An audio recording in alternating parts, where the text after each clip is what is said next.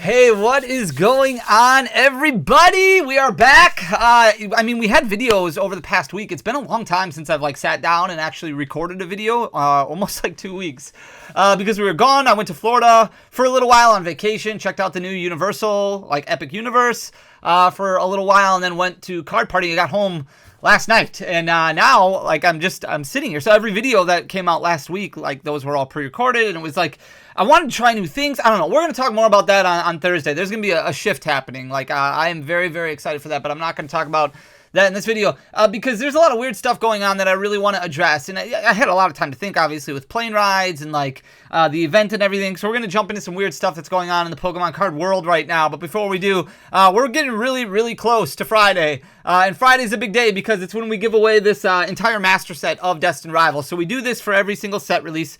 We're going to continue doing it. I want to make it a little bit more fun, where we put the master set together. We build the master set together. I want to make it more enjoyable, make it more feel like a community thing, I guess, because this is yours. I don't keep this. Huge shout out to the Unlucky Collector. He does the design work for all of our master sets. So we got Black Bolt and White Flare coming out in 2 weeks. But we got to get this Destined Rivals one out the door. So this is going to be one of yours. All you got to do to win is just hit that subscribe button. And then leave a like and a comment on this video right up here. Somewhere over here. There, right up there. That's where you're going to leave a like and a comment. I'll leave the link in the description. But one lucky winner is going to take home this master set of Destined Rivals. So make sure to hit that subscribe button. Do the stuff. Do the stuff. You guys know the drill. But I want to continue doing that. Weird stuff going on in the Pokemon card world. I want to start out with a little bit of a story. I talked about it a little bit, but not a whole lot. So the last two regional events, I didn't vend at Card Party. I did not have a booth at Card Party. I usually don't, because I'm doing other things. I'm doing some stage stuff, and I really just like walking around and talking to you guys, interacting with you guys. It's so much fun. Whereas it's great to be a vendor. It's a lot of fun, but you're kind of trapped behind tables, right? You feel it's got a little claustrophobic feel. The only events I've ever really vended is Pokemon regional events, so official events. And the last two that I've done, so we did Milwaukee regionals in May, which was an absolute blast. And prior to that, it was actually a year before that, we did the Indianapolis regional event. And there's one individual who came up to my booth at both times that really stuck out to me. And I kind of want to start out with this story because they came up to me and they had a few one rows. So if you don't know what a one row is, it's literally just a long rectangular box that holds 1,200 cards. You call them one rows because you have 4 rows, you have 3 rows, you have 5 rows, and those are basically card boxes, that you carry around. So these are just one row boxes that holds 1,200 cards. And he's got separators in each of them, and each stack is a special illustration rare. So he pulls them out and he says, "What can you pay on this?" So at Indianapolis, for example, and at Milwaukee, he had multiple one rows of boxes of all of these special illustration rares. And I'm just sitting here thinking holy buckets, why do you have so many of them?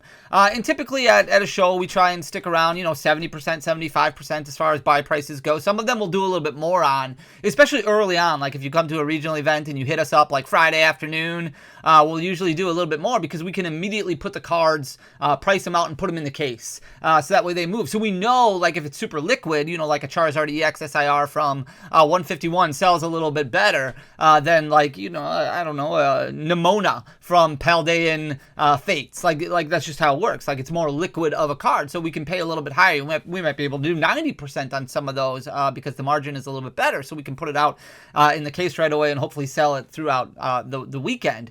But he's got multiple one rows of multiple different special illustration rares and hyper rares, and even some illustration rares. Not a lot of illustration rares, but some of the bigger ones like Eevee and Squirtle and Bulbasaur. And he's like, "What is your standard rate for them?" And I tell everybody, it varies a little bit. For the most part, it's going to be between 70 and 75% of whatever the TCG player market price is, because that's kind of what we go off of, and that gives us a little bit of a margin to do our thing. And he starts breaks out this tablet, right? And he's got everything in spreadsheets about what he can let go at 70 to 75%. And I've talked to him both times, so at Milwaukee and Indianapolis, and there was, I don't know, a certain amount of or specific special illustration rares that he was willing to let go of at 70 to 75%. And I asked, why do you have so many of these? And he's like, these aren't mine. These are an investor. He doesn't go to shows, so he just kind of gives me his stuff, and I walk around on Friday or Sunday because Saturday I'm playing, and I'll try and, sell his cards for him because he's got so much stuff. And I'm starting to think, like, well, there's two different ways that happens. Number one, either you, or I guess three different ways if you open up just a buku amount of products, like I guess that's possible. Otherwise, you buy out TCG player, or something weird is happening. You guys all remember like the Fusion Strike fiasco, and even to an extent like Evolving Skies, there was some weird stuff that happened with Evolving Skies. But Pokemon actually addressed the Fusion Strike fiasco, where there was, it was a card store in Dallas that took in, it was hundreds of alternate arts, rainbow rares from Fusion Strike. And I don't think there was ever actually like solid evidence about how those got obtained. We just know it was from shady means, shady dealings. Like, it was just a weird thing that happened, that all of a sudden these alternate arts all ended up with one person, whether they're stolen off the print line or stolen from the factory or whatever happened.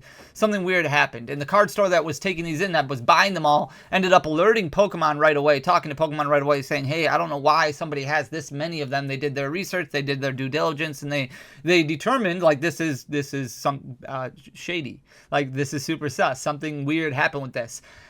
And I wonder if something like that is happening again, or continues to happen, and we just don't know. We just don't know what's going on. And the reason I say that is because there are always whispers out there of like these special sheets that get shared where you can buy X amount, basically whatever you want. And there was one that was floating around for a lot of stuff from Paradox Rift and some stuff from like Twilight Masquerade and like even Stellar Crown, where you could order multiples of Squirtle illustration rares, of Bulbasaur illustration rares. Like, if you wanted 100, wherever this list was from, they would be able to provide you with 100. There's weird stuff that's going on. That's why it's so important to be careful.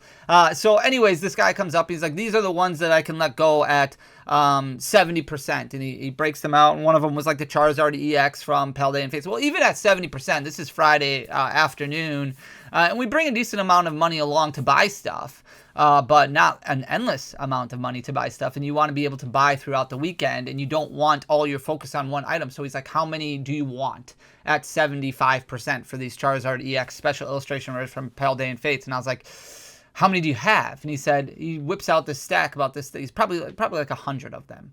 100 of them. And I think I took 10. I think I took 10 of everything. Some of the lower end cards like Reversal Energy, a couple other ones I may have taken 20 of. But for the most part, I took 10 of them. Now, this guy in specific said that it was his investor who had bought a bunch of stuff, and he had the buy price of them. But it really got me to thinking about like what all goes on out there that people aren't aware of. People don't really know what's going on. That's why it's like I always talk about FOMO, and I always want to talk about being careful and focusing, collecting what you like. Like what I mentioned this a couple weeks ago, and it never rings more true than what it is right now with everything that's going on. We're going to talk a little bit more in depth about that in a minute here. But where everybody else is going, you should go somewhere else. So there's a lot going on in the Pokemon card market right now. A lot of focus on Hidden Fates, a lot of focus on Celebrations, and that's where everybody's going. And yeah, it makes sense. Like, obviously, Celebrations 25th anniversary set, well, the 30th anniversary is coming out next year. Megas, full art megas are exploding. A lot of regular art megas are exploding. The booster packs, the sealed product from that gen, that era, XY era, going up. It's substantially going up. We'll go somewhere else. Don't buy into what everybody else is preaching right now. Like, it's not great sense for collecting, because you want to go somewhere else where it's not as picked through. Because right now those prices just keep climbing and climbing. So here, I saw this post on Facebook a couple weeks ago, and I shared it on X last week. I don't want to out anybody or anything like that. So that's why, and I don't believe that this person, I have no idea how this person obtained all this stuff. I really don't. Honestly, it doesn't really matter that much how they obtained it all. Maybe they just really love Raging Bolt. Maybe they just really love Raging Bolt. They really love Iron Valiant, and they really love Darkspun. Those are their 3 favorite special illustration rares, and now they're getting out of the hobby. I don't know. It doesn't really matter. The fact of the matter is, there is this many in existence, and this is a very, very small portion of the amount in existence. And when you have situations where a ton of these products sell in a singular day, or a span of a few days, that is when you start getting shifts in the market. That is why it's so dangerous to only look at TCG Player for market information, or only eBay for market information. And that's why it's so dangerous when you see these spikes. Like, thank goodness TCG Player put that bar graph in there so you can determine when things are getting bought. Like, you used to have to go in, and I remember like clicking on the view recent sales, and you would just have to scroll down. I would export all that data into an Excel spreadsheet so that way I could actually just add up how many sales happened on a daily basis to determine whether or not something was getting bought out, whether something was getting bought up. So this person, for example, selling all of these Raging Bolts, all of these Iron Veil. Obviously, Raging Bolt is the one that there's the most of. But we went through situations where Raging Bolt got bought out. Like, Raging Bolt got bought out and was super competitive at that time. Like, there's two things that can really impact a price point. One of them being competitive playability, and one of them being desire, like just desire from collectors. And once FOMO hits, things can shoot up like crazy. And that's what happened with Raging Bolt. It went from like a $60 card over $100 like in no time, because it started doing really well at one of the West Coast regional events, and was thought of to be like this really strong play for Worlds. And the meta was shifting, and all of a sudden everybody wanted special illustration rare because they wanted mixed rarities for their decks. And here, like, we also went through this time a few months ago where special illustration rares and illustration rares ballooned, right? Like, Drowsy jumped up to almost $90, and cards like Arctibax, the illustration rare from Paldea to Evolve, like jumped up to like $60. Like, that's a $9 card right now. Like, it is collapsed, absolutely collapsed. And some of these other ones have as well. And special illustration rares in general, like, a lot of them have fallen by the wayside, even though pull rates still aren't great. Like, pull rates, a lot of people complain about pull rates, like one special illustration rare out of every 2 boxes or so. There's usually not that many special illustration rares in a set. There's usually, you know, like, you'll have smaller sets like Stellar Crown and Journey Together and Obsidian Flames, where you have 6, 7 special illustration rares. And you have bloated sets where there might be 10, 12, 13 or something like that. But you're looking at better pull rates than what we had for alternate arts. You're looking at way better pull rates than what we had for alternate art VMAXs. Even better pull rates than what we have currently for hyper rares. So to see this many in one place is a little weird. Now, you don't know, like I said, I'm not going to bash this person at all because I have no idea why they accepted these all or why they bought them all. They could have just bought them at a show for all I know. And that's why I don't want to put this in, like, I hesitate putting this information out there, because this could just be, you know, a middleman. It could be somebody who has no involvement whatsoever about whatever weird stuff is going on. But there is weird stuff going on, and I think that's what I really want to highlight with this video, is that there is weird stuff going on. And that's why you really need to be careful right now. So there's a lot of noise about Team Rocket, Destined Rivals that just came out. A lot of cards are still spiking, like the Mewtwo Special Illustration Rare went above $400. A restock is coming already, and not a huge restock, right? Like, it's a smaller restock. It seems like things are going to be fairly limited and probably a little bit higher as far as price points go from distribution. But there's more coming, and Pokemon is going to continue to print more of this product. This product is going to be in competitive play for a while. Usually you have a couple years, but this isn't the only weird thing that's happening right now. So you can see Hidden Fates Elite Trainer box is starting to spike, and over the last 3 months it's gone up 27%. Not anything crazy, and it's not like it's selling a ton. It's not like the most liquid product. You can see there's a couple blips here and there where, okay, well, it sold 22 on a day, it sold 15 this day. For the most part, it usually sells, you know, a few, maybe 5 or 6 on a daily basis. Not anything crazy, but the supply of available product for Hidden Fates on TCG Player is low. So anytime you have sales volume above 15, like that wipes out the majority of the stock on TCG Player at a certain level. And sometimes what people are going to do, what organized places will do, if it's a buyout group or something like that, is they'll buy out everything up to a certain level, and then they'll relist at that level. So that way the market price continues to climb. Beer just talked about this in a video yesterday, or like Sunday night or something like that, where he talked about, like, there are a lot of people also who will make accounts, buy it up, and then not pay for it. You know, they'll buy something on eBay and not pay for it. Like, things that get manipulated all the time. And if you're somebody who has the time to look and know what you're looking for, you can see this. But if you're somebody who's just kind of looking and perusing, maybe it flies by, maybe it passes by, and then you don't notice it. So Hidden Fates right now climbing up. Why is Hidden Fates Elite Trainer boxes climbing up? Well, one of the reasons is because booster packs have gone through the roof. Well, look at this. Like, this is insane to me. So June like 7th, 8th, somewhere around there, out of nowhere, the amount of packs that sold on TCG Player topped about 900 packs. in the course of a day or two. Like that's nuts. And you can see, like, it has gotten to a point where it is so many, the graph had to be zoomed out so far that you can't even really determine the approximate number every other day. So you can see, like, beginning of June, maybe end of May, there was probably like 50 that sold. There was one point in time, like around April 24th, 25th maybe, where there's like 25 that sold.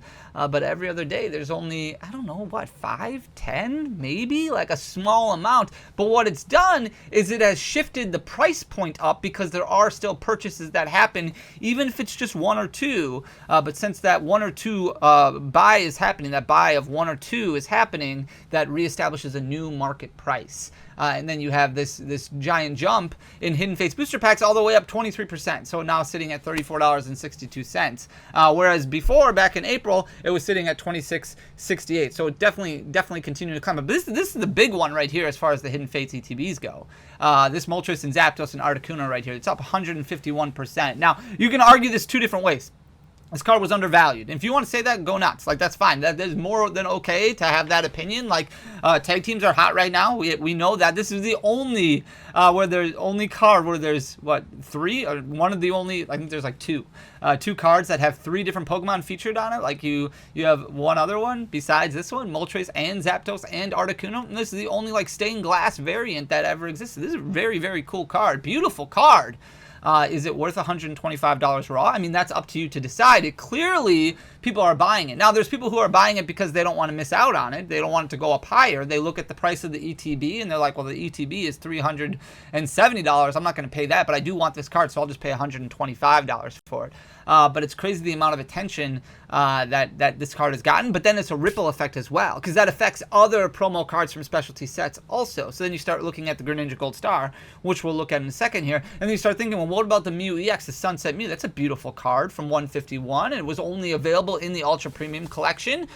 Is that a steal now at $30? And there's a lot of confusion that starts going on, but that is why when this stuff happens and everybody goes to this, that's why it's so important to go somewhere else. Like, it's fun to watch, it's exciting to look at, and it's fun to see, but Hidden Fates Elite Trainer boxes were printed quite a bit. Like, there were multiple print runs of it, and there was a very, very large final print run of it, which came out during the pandemic. So the demand at that time was huge, and at that time, that's when sealed investing really started taking off a lot, and a lot of people were starting to tuck away stuff.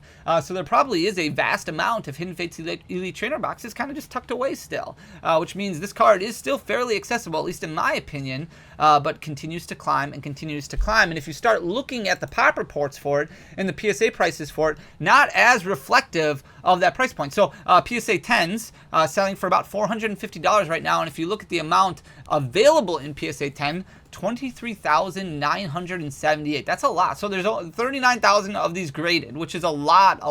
39,000 is a lot. And almost 24,000 of them are in PSA 10s. So this continues to climb and continues to climb, but you gotta think, like, it's gonna stop at some point. It's gotta stop at some point. And it's not just Hidden Fates, there's other products as well. We're just looking at Hidden Fates and we're looking at Celebrations, because those are the ones that are making the most noise right now. And Celebrations is one that you really want to be careful, because there's going to be a lot of noise about Celebrations over the next year. And the reason behind that is because of the 30th anniversary. We don't know what Pokemon is going to do yet. Pokemon has not always released a new set based off of a 5-year time frame. They started with the 20th anniversary when Generations came out. Before that, you know, the 15-year anniversary, I believe it was just a box. Like, it was just a box that released in Japan, right? Like, you got that Pikachu. I think that's how it was. I think the 10-year anniversary was just like a promo set. Like, they do not always release a set when an anniversary hits. So 20 years was Generations, 25 years was Celebrations. We would assume that since they started releasing sets every 5 years, that there would be a special anniversary set that comes out for the 30th anniversary, but we have no idea what that looks like yet. But because of the idea of an anniversary, Celebrations people are starting to focus on already, which is causing this to go up. It's causing the Ultra Premium Collection to go up. It's causing Celebrations packs to go up and continue to climb. This one's a little bit more interesting and probably can be explained by some people a lot better than what we've seen with Hidden Fates. So beginning of April, this was sitting at 130.74. Now it's sitting at 171.81. So it's up about 28%. Like, well, that's not huge by any means. It's a big return, but not huge. But you do see some blips here and there. So like 5/12, it looks like there was about 40 ETBs that sold, and right around the 18th of June, it looks like there was 40 ETBs that were sold, when typically there's about 5 to 10 that usually sell on a daily basis. So up a little bit more attention being paid to it, maybe a little bit of buyouts going on. But this is the one right here, the contents inside. So you went from a $5.79 card, and if we zoom out and look at a year graph on the Greninja Star, this does start going down. So this did start peaking a little bit in November, December, when a lot of other promos go up. This card was like $10, $11 around that time frame. So it did start shrinking down. It did lose about half of its value. May 29th, it dropped to about $5.79. And then, as you can see, over the past week or so, all of a sudden 300 copies being sold, 400 copies being sold, where these are getting bought out a little bit, and now it's jumped up to about $26.57. If you want to sit here and argue this card was undervalued, go nuts. Like, you're more than welcome to. I'm not going to argue with you. I think $26.57 is very high for a card like this, because again, that was around the time sealed investing was a big deal. There's probably a lot of these out there, and gold stars are big. Like, it's a big deal. But if you look at what we just saw from the Moltres Zapdos Articuno at $125, like, is this card as nice? I mean, I don't know. That's up to you. Like, that's what makes a market price determined. Like, it's based off of what people like and are willing to pay. But it's jumped up to $26.57. However, this is where the big difference is. Huge difference. PSA 10 price points. Now, very difficult to understand. Like, some of these are being manipulated for sure. This is very high. $909 for a PSA 10, $800 for a PSA 10, $750 for a PSA 10. If you look at the pop reports on this one, vastly different. So 39,340 of the Moltres Zapdos and Articuno that have been graded. For this one, 16,321. So that is about a third. Not quite a third, so 2.5. It's about 2.5 more of the Moltres Zapdos and Articuno that have been graded than the Greninja here, but the difference is the tens. So a lot more difficult to get a PSA 10 Greninja Star with only 1,913. That's less than 10%, or it's about 10%. It's about a little bit more than 10% actually. 1,913 that exist in PSA 10. Where this one, it's what, 60%?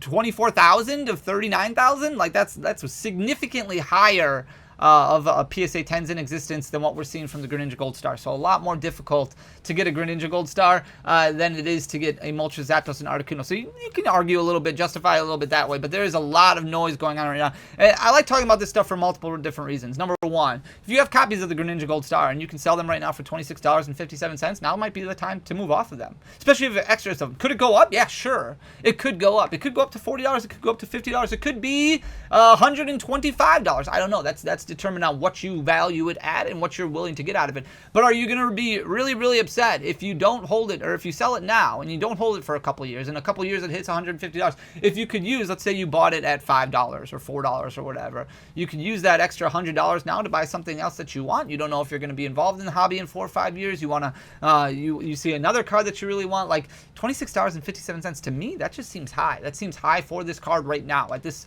stage of its life. Yeah, it could go up theoretically. Obviously, we know what Gold Stars have done, but are you going to be involved in Pokemon in 10 years? Like, when this gets to be 15 years old? That's up for you to decide. But there's no doubt right now that with this, the lists that I was talking about, the stories about, the investors who are buying stuff and having a lot of it, there's weird stuff going on in the hobby. It has been going on for a while. But the important thing to remember is that it's all FOMO right now. Like, that is what you want to avoid when it comes to collecting Pokemon cards. Pokemon cards is a blast. It's a lot of fun. Card Party was so great. It was so much fun. Just hanging out, having fun with everybody there. Like, the vendors were great. The families were great. Everybody there was wonderful. And I'll talk more about it in a future video. And Thursday will be a big video because I want to talk to you guys about, like, this whole pivot idea and things like that. But this is weird. And it's interesting to pay attention to, and it's interesting to talk about, and it's interesting, like, I look forward to reading your comments and things like that. But this is why it's like, okay, well, this is weird right now. I'm going to focus more on, like, I really want to finish Scarlet and Violet base. I'm going to focus on that right now. A lot of those illustration rares have retraced. I'm going to focus on that. I'm going to focus on Obsidian Flames. I'm going to focus on deck building. I'm going to focus on a different area of the hobby right now that maybe is like, this is cool to keep up with things, but at the same time, I'm not going to take action on this. Maybe I'll sell a few cards, but I'm not gonna pay as much attention to this, because if you're somebody who's like, oh, I really wanted those rainbow birds, I wouldn't buy it at this price. Like, I just wouldn't feel comfortable paying this price, because you can obviously see something weird is happening, right? Like, it doesn't just shoot up like this much, 151% in a down market for singles, by the way. Like, you can argue that it is undervalued. You can use that argument all that you want, but even undervalued cards don't experience this type of growth. So yeah, weird stuff is going on. It very well could be a correction. It could be this price, could be this price point for a long time, but I find it hard to believe. So I just wanted to kind of talk about that and run some things by you and really get your response, see what you guys think. But it's really important, like I said at the beginning of the video, where everybody else is going, you should go somewhere else. And I think that will really make you guys hopefully enjoy the hobby a lot more. That's what I'm doing right now. That's why I'm focusing a lot on master set building and doing this whole pivot that I've been talking to you guys about. So I'm going to stop rambling. I love you guys. Seriously, thank you to all of you guys just for being here. You guys are absolutely incredible. And this is the most amazing life I could ever ask for, all because of you guys. So I'll be back on Thursday with another video. Until next time, guys. Peace.